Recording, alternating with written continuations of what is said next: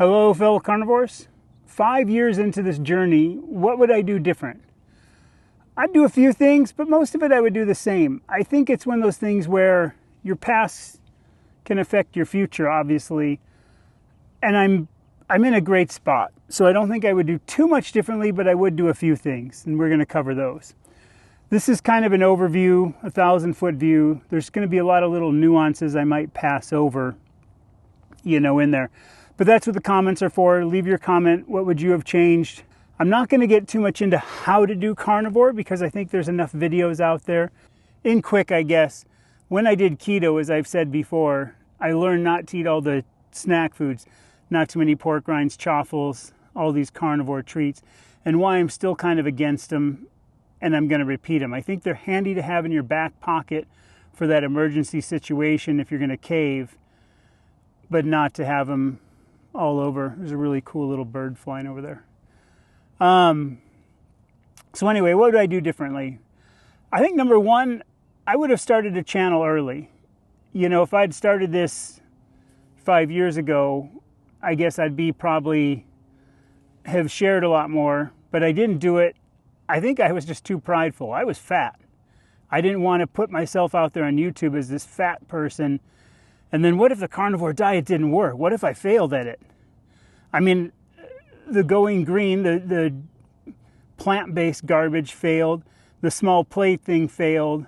Paleo failed. Keto failed. And as I say, I kind of failed keto because there was just way too many alternative foods. But I would have started a channel. And with that, maybe number two, you could say, I might have tracked things, but I know I would have a hard time. I know apps like MyFitnessPal that I used early on to track things are pretty good. I think it only would have been interesting to share the journey and share what I was doing and see what's the most, and I could have optimized things quicker. But I'm also one of these pretty complex brain thinking people that can hold a lot in my head when I'm devoted to it or focused on it. So again, I just don't like tracking. To me, it's just, I don't want to have to track my life. So that's me, but it might be something I would have done for, say, the first year to really document what I was doing for the most weight loss. Not for me, but for everybody else out there.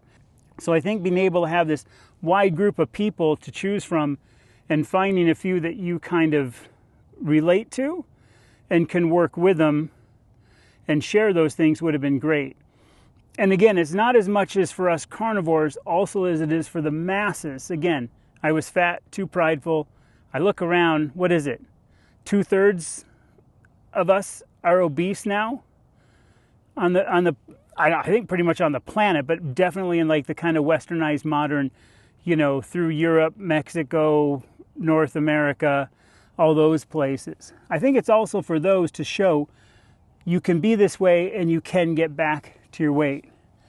This change that I had, I think, is the other key point. And this is a pretty big one. Get ready for the mental battle. The eating meat to me is pretty easy. I think to 95% of the people, eating meat is easy. Now, some of you might get bored or anything else, but it's still doable. And in the beginning, I just think it's the mental thing. It's getting over those old habits. It's breaking those grazing habits. It's the little tricks you can do that, again, there's videos out there on that, but keep a bunch of hard-boiled eggs in the fridge if you're good with hard-boiled eggs. I would overcook what I was going to have, so I would always have leftovers, because if I truly got hungry, I could go there and grab a couple bites of meat. If I felt like I've got a snack, I had pork rinds and things, and I wish now I didn't have those as much, and I just kept like the meat. And I really found that fairly quickly. Luckily, I was pretty good at nailing that down. So this mental struggle, mental battle is a huge thing. And with that mental battle, like I say, you got to look at it like professional athletes. If you watch like a skier training for the Olympics, they're the best in the world, like literally the best in the world. And you know what? They're falling. They're falling when they're going through gates. They're falling at other stupid times. So if you fall on this journey, whether it be you eat some other bad junk you shouldn't have done, or you're starting to have problems like, again, emotional stress problems like I did and put back on weight, don't stress it. Look at these guys again who are the best athletes in the world. They fall, they crash, they learn from it. Key point, they do learn from it, and they might even really analyze it and figure out why they crashed through that. Was it the course that made it crash, or was it them?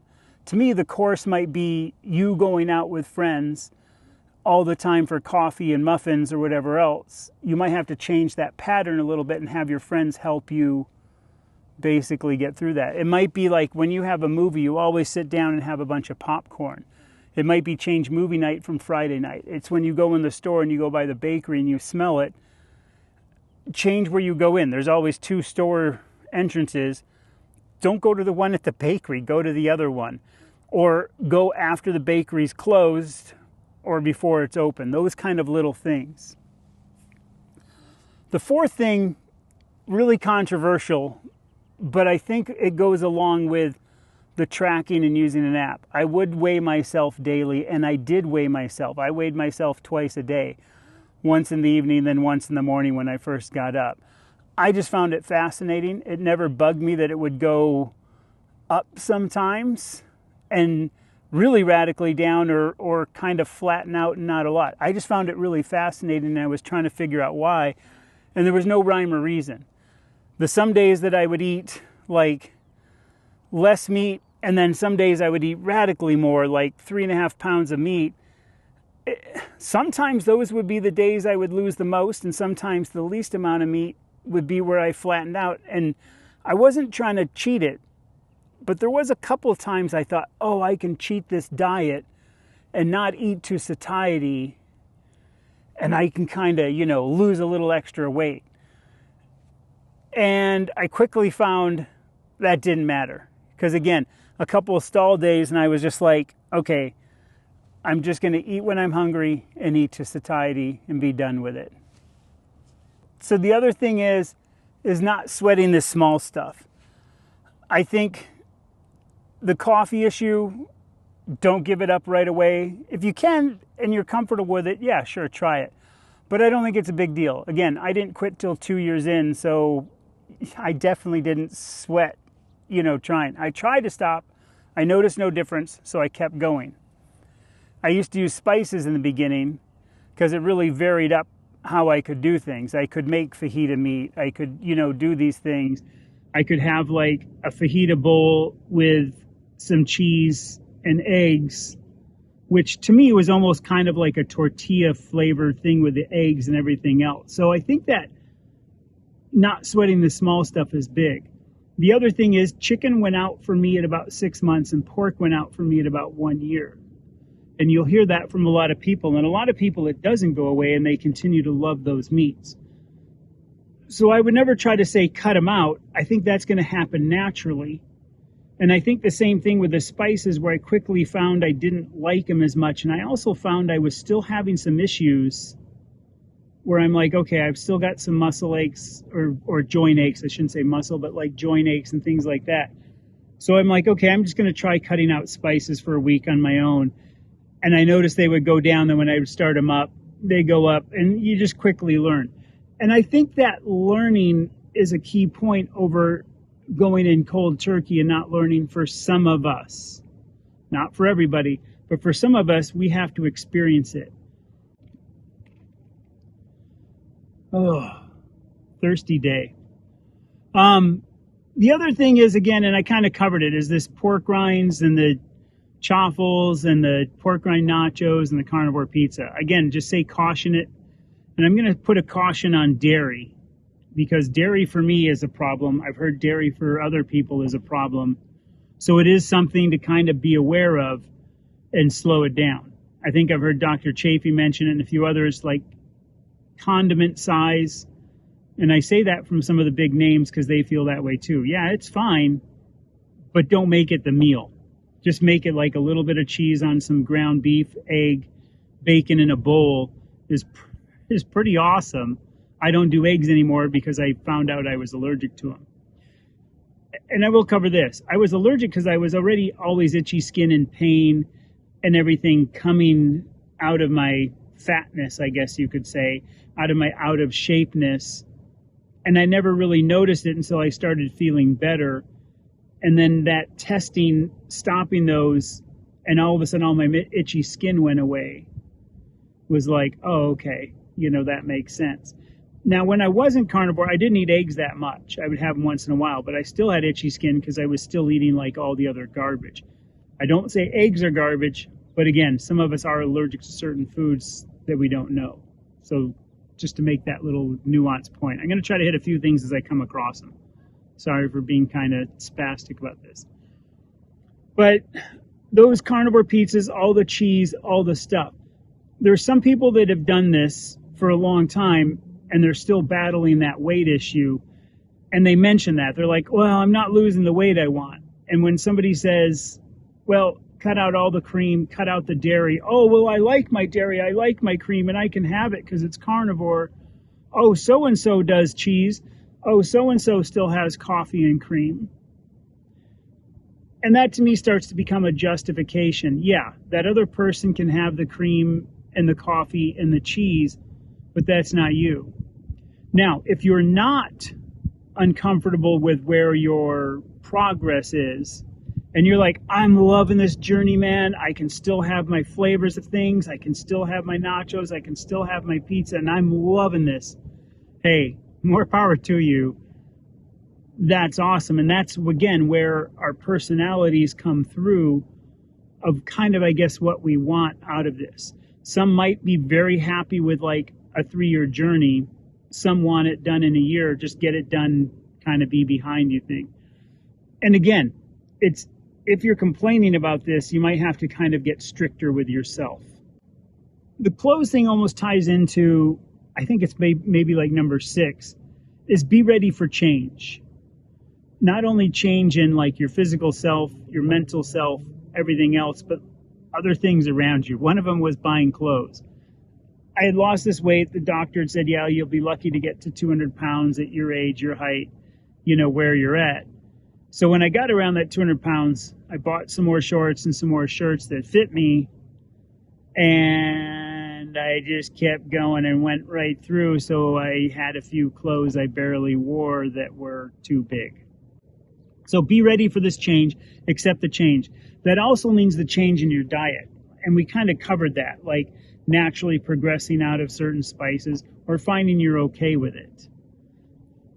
Definitely changing the fat ratio. Like there would be days my body got pretty in tune and I would be like, something's not right.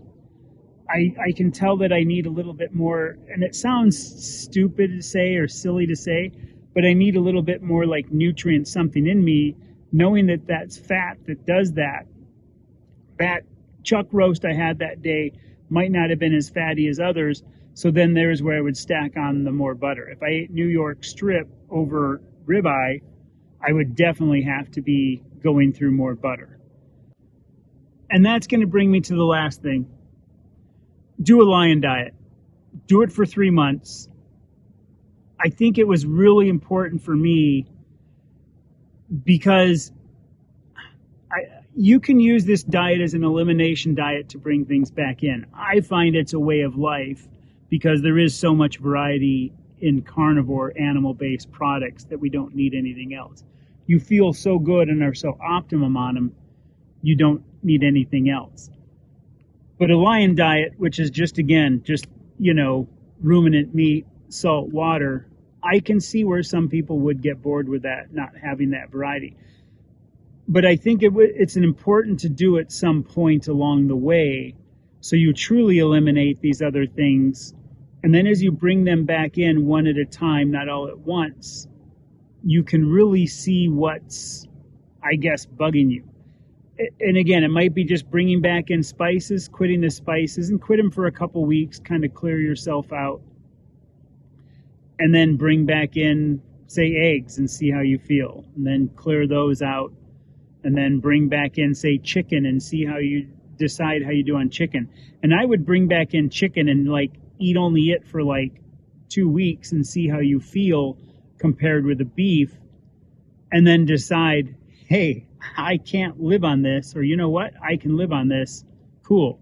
Or you might be like, I can't live on this, but I really like it. So now I know just to bring it in is kind of like, you know what I mean? Just like bring in a quarter of it with your meal just to have that variety.